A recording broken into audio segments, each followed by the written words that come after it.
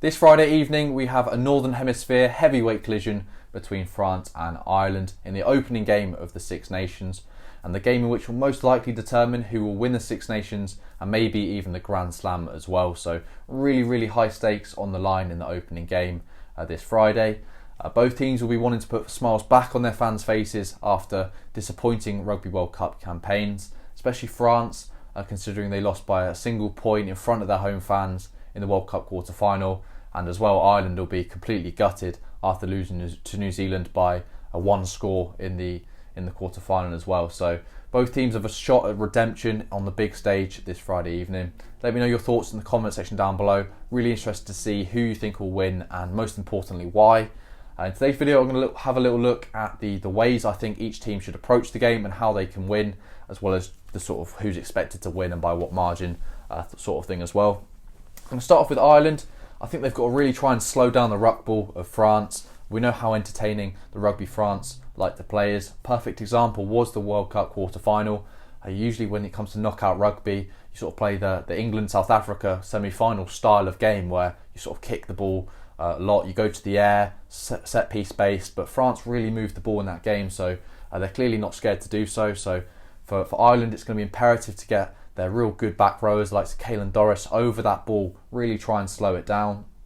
Now the Irish second rows as well with the Tadhg Beirne, they're really good jacklers, so the Irish have got a lot of sort of ruck ball jackling threats, and I think it's imperative that they use these to really slow down the ball that, well, you would usually say Dupont would have, but not Dupont this time. Luku and sort of Jalibert loves to run with the ball in the hand, so really try and cut down the time and space that he has on the ball. And then secondly, is to really try and move the ball around. You can see the French via their selection, the likes of Willems are coming in. These are more sort of static players who have a huge amount of power, but not necessarily as sort of good engines. They're not quite as agile. So moving the ball around, the tip passes, the Irish four-pack is so mobile. So if they can really draw upon this and try and move the French four-pack around, not only will this help them get over the gain line, but as the game progresses, as the game goes on, sort of 60-minute plus mark, then you can try and see where the gaps will start opening up sort of as the French get a little bit more fatigued, but it's far easier said than done. And then point number 3, attack multi-phase. I think this is the sort of main way to try and break down this really strong French defence, especially when you're in front of your home fans. You usually have sort of a few big hits going in early on in the early phases, but you can weather this storm, resource your rucks really well and keep hold of possession. You can then really start to make inroads into defences. And one thing I've sort of noted from watching the top 14 is they give a lot of penalties away in the French league. So maybe this is a sort of bad habit. I'm sure Shaun Edwards would try and stamp this out, but conversely, I think the Irish are really disciplined in terms of penalties they give away. Whereas I think the French can sometimes fall into the sort of mindset of just to stop the attack, just give away a penalty, concede 3 points, and then try and go and score down the other end. So if the Irish can keep multi-phase on many occasions, they can really try and draw penalty advantages, and then attack off of that. Point number 4. Now this is a sort of carryover point from the World Cup. Do you think we're going to see the Irish take the 3 points more often? I think someone did the maths, and I know you can't do maths on things like this because it's all sort of coulda, woulda, shoulda, but didn't. But you know, if they took the 3s in the New Zealand game, maybe things would have been different. You never know.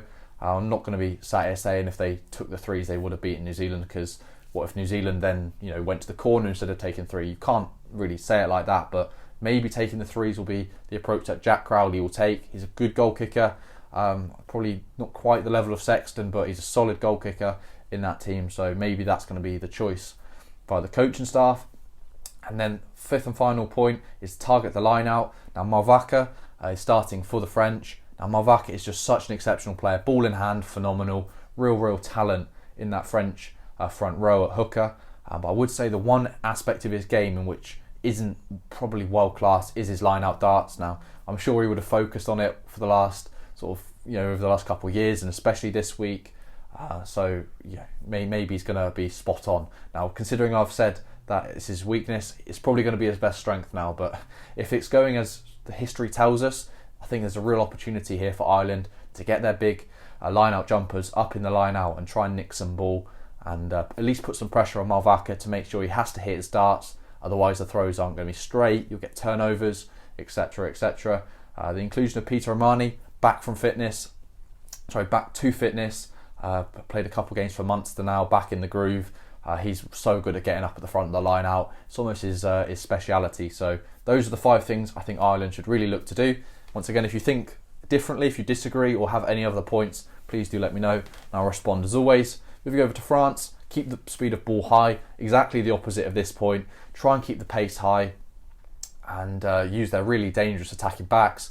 As a Saracen supporter, I saw what a French team does when they've got really good speed of ball in the Bordeaux versus Saracens game. Saracens, former champions of Europe, multiple times, and we got exposed, and Bordeaux put like 50 plus points on us, I think it was, in the end. So the French are so dangerous with ball in hand, and especially with the likes of the youngsters coming through with Belly Ballery, and then you look at the winger of Damien Penaud, best finisher in the world in my opinion. They're really, really dangerous.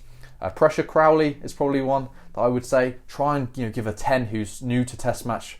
Well, not new to Test match rugby. That's completely unfair. But less experienced at Test match rugby, especially at starting. If you can put some pressure on him, that could be big for France. If Crowley starts struggling, they've only got Frawley on the bench. I say only got Frawley. He's a very good player in his own right. Amazingly big boot on him as well. But when I say only Frawley, I mean you don't have an awful lot of experience to come off the bench in that fly half jersey. That's one of the things that when you focused on having a world-class player like Sexton in the team for a decade, then sometimes it hinders the development and growth of other players. Not saying it was a wrong decision, but it's definitely a consideration to take now. So yeah, put some pressure on Crowley, get the likes of Olive on, off of the line, chasing him, putting him under so much pressure, cutting his time down, making him rush and make decisions he doesn't want to make. I think it's a really good tactic. And then maul attack. The French have got really good, well, to be fair, Ireland do as well, varied maul attack. What I mean by this is sometimes it'll come off of the top, sometimes it'll be a maul, sometimes it'll be a fake maul and peel. Some really sort of intricate moves that both teams use off of the line out. I'd say for France, considering they've gone for a bit of a bulkier pack, and Ireland have got more of a lean, faster pack, maybe the French will target the driving maul, kick 5 metres out and try and implement their size and power. The likes of their front rowers like Antonio, Cyril Bay, really good, strong players. And the likes of Willems in the second row is probably one of the biggest second rows on the circuit at the moment. So maybe that's an option for France. And then counter-attack, the French back 3 is absolutely lethal. So I think that's a really good option for them. Thomas Ramos in the 15 jersey has been playing a lot of fly half actually for Toulouse. So him moving back to fullback, I'm sure he's going to enjoy having a bit more time on the ball and attack a little bit more. So I think, on the counter-attack, sometimes you'll kick it long, but sometimes really try and challenge and take the game to Ireland. And then 5th and finally for France, target the air. You've got Calvin Nash of Munster playing and starting for Ireland after the injury to Matt Hansen, unfortunately. So I think to target Calvin Nash in the air, it sounds really mean. I feel like a horrible person for doing this. So I'm basically saying whoever's new, i.e. Calvin Nash or Crowley, just target them. But ultimately, when a player's new to Test match rugby at the elite level, maybe sometimes it's a good idea to just really try and make their debut one that they're going to want to forget. So I'm sure if the French had debutants, the Irish should be doing the same. So it's going to be interesting to see how this game unfolds. In terms of what's expected, the French are expected to win by a margin of 3 points. The game's going to be so nip and tuck, in my opinion.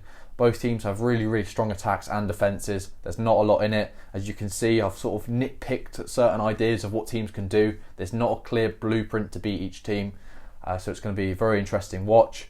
In terms of what happened last time out, the Irish came away victorious in their Grand Slam of the last Six Nations, which was a very impressive performance. So the French will be wanting to get revenge in their back garden on this Friday night. It can be a really, really good game. I'm really looking forward to it. Let me know your thoughts in the comment section down below. Who's going to win, by what margin, and also try and predict the man of the match. If I had to guess who's going to be man of the match, I'm going to go for Gregory Aldrit.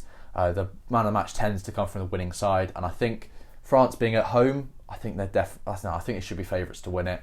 Not by a big margin at all. I think Ireland will be in it to the death, but you'd have to back the home team in front of a very noisy French home crowd. So really looking forward to the game. Let me know your thoughts, and I'll catch you in the next one.